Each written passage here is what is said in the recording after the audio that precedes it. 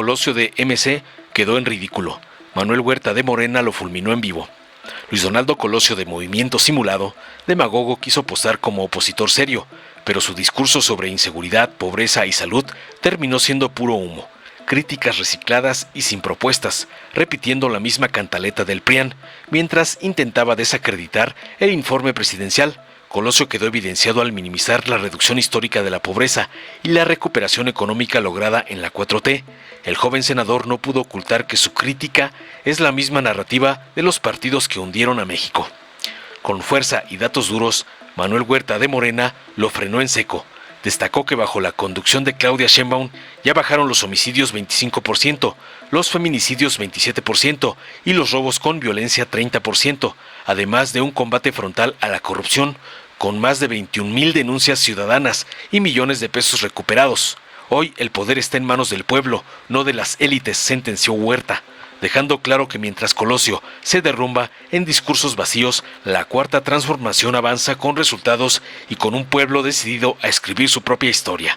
Veamos enseguida cómo el nefasto Colosio Jr.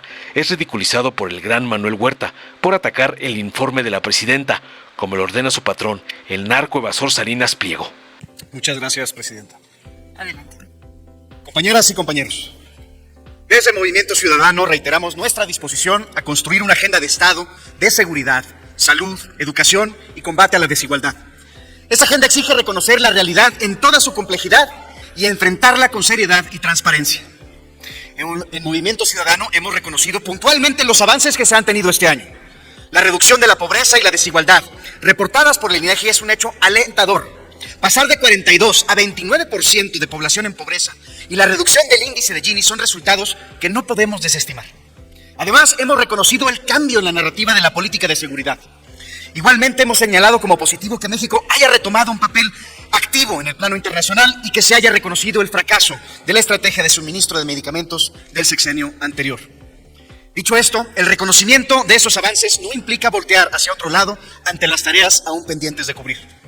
En materia de seguridad, lo más preocupante es lo que no se menciona.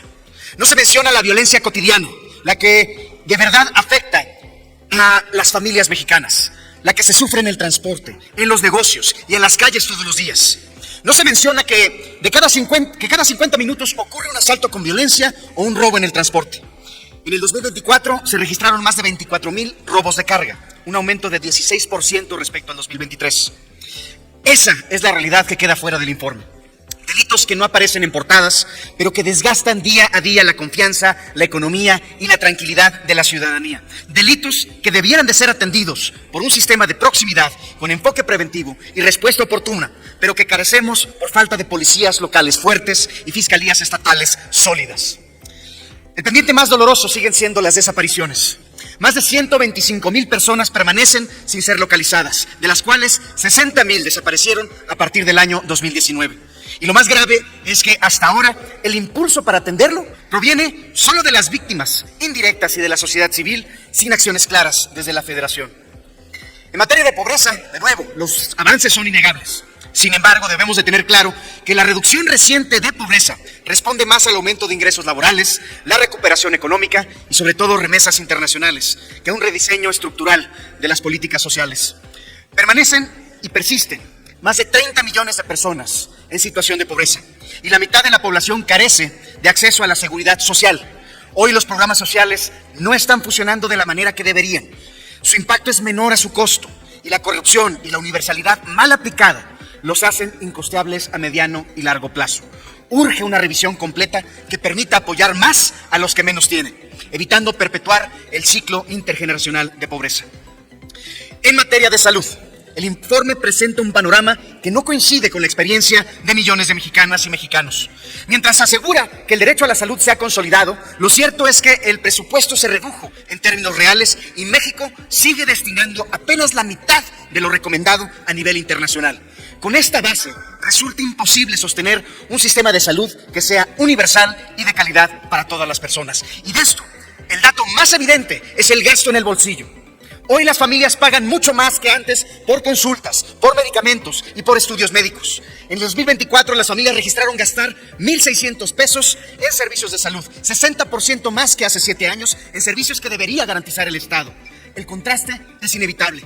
Mientras la pobreza ha disminuido, la carencia por acceso a servicios de salud alcanza a más de 44 millones de personas. Un país que se propone reducir desigualdades no puede sostener un sistema de salud que empuje a la gente a endeudarse o a elegir entre pagar un medicamento o llegar a fin de mes. Y finalmente, hablar de política interior también significa denunciar y lamentar lo que hoy sucede en Veracruz, específicamente en Papantla y Poza Rica.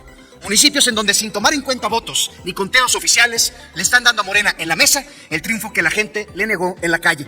Desde el Senado hacemos un llamado a estar alertas, porque estos hechos anticipan riesgos para la integridad de los procesos electorales en todo el país. El pueblo de México tiene la última palabra y con la voluntad de la gente no se juega. Gracias, presidente. Todavía van a poder aprender a hacer oposición los que me han antecedido en la palabra, porque ni eso logran. Hoy, con este informe que presentó la presidenta Claudia Sheinbaum, nos permite revisar que la política interior que nos ha presentado coloca en el centro lo que antes se negaba: un gobierno del pueblo, para el pueblo y con el pueblo. La democracia participativa no es ya un adorno retórico, hoy se ejerce con consultas, con revocación de mandato, con asambleas comunitarias y con la participación directa de pueblos y comunidades indígenas, afromexicanas, que en sus planes de desarrollo estamos hablando pues de un cambio de régimen político que devuelve el poder a quienes históricamente se lo arrebataron. Uno de los momentos más significativos que ha sido multicitado y que es objeto de revisión dentro y fuera del país es la reforma al Poder Judicial. Ya está más decir que 13 millones de mexicanos y mexicanas participaron, que duplicaron la consulta del 21, y este hecho histórico significa que la justicia deja de ser monopolio de las élites y se convierte en mandato ciudadano. En paralelo, la Secretaría Anticorrupción, Bien Gobierno y el organismo Transparencia por el Pueblo combate a la corrupción, no en discursos. Más de 21,000 denuncias ciudadanas, 256 querellas ante Fiscalía y recuperar otros 814 millones de pesos. Esto es parte de que la impunidad comienza a ceder terreno. Y destacamos también el avance en seguridad y justicia. La Estrategia Nacional 2430, junto con el despliegue de más de 100,000 efectivos de la Guardia Nacional, ha permitido entre el 24 en el mes de octubre y julio 25 que los homicidios bajen un 25%, feminicidios el 27%, robo de vehículos con violencia el 30%. No son cifras frías, son vidas salvadas, son comunidades que recuperan la esperanza. En justicia social tenemos ya intérpretes y traductores que garantizan el acceso a justicia a los pueblos indígenas, la libertad de personas injustamente presas, una red de buscadoras, personas buscadoras que se consolida y perfecciona. Todo habla de un Estado que comienza a escuchar y a reparar en lugar de desatender y olvidar. La política interior que discutimos sin duda es perfectible, pero ya marca un rumbo. El rumbo de un México donde los derechos sociales, la vivienda, la igualdad sustantiva, la vida libre de violencia, la salud, la autosuficiencia alimentaria sean y son garantías constitucionales. Esta glosa nos obliga a reflexionar sobre retos sin duda. Cómo consolidar la paz en el largo plazo. Aseguran la legitimidad de los mecanismos de participación y garantizar que la nueva arquitectura de transparencia y justicia gane la confianza ciudadana. Yo termino diciendo que esta glosa no es un informe más. Es la confirmación de que el cambio de régimen político está en marcha y que el pueblo no solo observa, sino que decide. Frente a quienes buscan regresar a los privilegios y la corrupción, que ese es su único programa. El programa que defiende la reacción, que defiende el PRIAN, para decirlo más claro, sus adláteres, que defienden los que tuvieron los privilegios y el poder, lo único que buscan es regresar a esos privilegios y a esa corrupción. Nosotros, por otra parte, reafirmamos nuestro compromiso, que será siempre con la justicia, con la democracia y con la transformación que México merece. Ánimo pues al pueblo, porque lo que está en juego no es un gobierno, es el derecho del pueblo a escribir su propia historia. ¡Viva México! ¡Viva la Cuarta Transformación! ¡Viva Claudia Sheinbaum! Y mucho ánimo a todos y todas. Gracias, presidenta. Muchas gracias, senador. Dale en me gusta, suscríbete, activa la campanita y compártelo para que más gente lo vea.